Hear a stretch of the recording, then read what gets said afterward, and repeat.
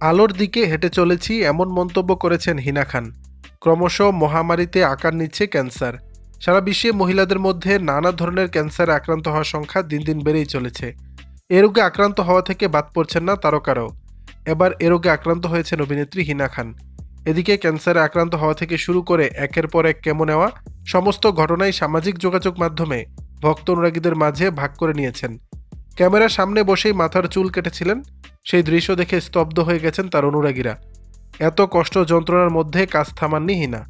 সম্প্রতি বিগ বস 18-এর মঞ্চে দেখা গেছে তাকে। যদিও আজকাল চলাফেরা করতে অসুবিধা হয়, সম্প্রতি সামাজিক যোগাযোগ মাধ্যমে কিছু ছবি শেয়ার করেছেন তিনি, যেখানে দেখা যায় হাসপাতালের বারান্দা দিয়ে হেঁটে যাচ্ছেন অভিনেত্রী। এক হাতে ক্যাথিটার, অন্য হাতে লাল তরলের ব্যাগ, তাতেই লাগানো নল। মাথা ঢাকা টুপি দিয়ে ক্যাপশনে হিনা লেখেন, আলোর দিকে হেঁটে যাচ্ছি, ছোট ছোট পায়ে হেঁটে চলেছি আমার আশার দিকে, নতুন করে প্রার্থনা করবেন। অভিনেত্রীর এই পোস্টে তাকে সাহস জুগিয়েছেন অঙ্কিতা লোখান্ডে, সুনীল গ্রোভার, আরতি সিং এর মতো তারকারা। কয়েক মাস আগে হিনা নিজেই ঘোষণা করেছিলেন তিনি ক্যান্সারের 3য় পর্যায়ে রয়েছেন। ক্যান্সারে আক্রান্ত হলেও কেন কাজ থেকে বিরতি নিচ্ছেন না তা নিয়েও একটি পোস্ট করেছিলেন তিনি। উল্লেখ্য, কিছু সিনেমায় কাজ করলেও ছোট পর্দার অভিনেত্রী হিসেবেই সকলের কাছে পরিচিত হিনা খান। দর্শক, বিষয়টি নিয়ে আপনাদের মতামত জানাবেন নিচের কমেন্ট বক্সে।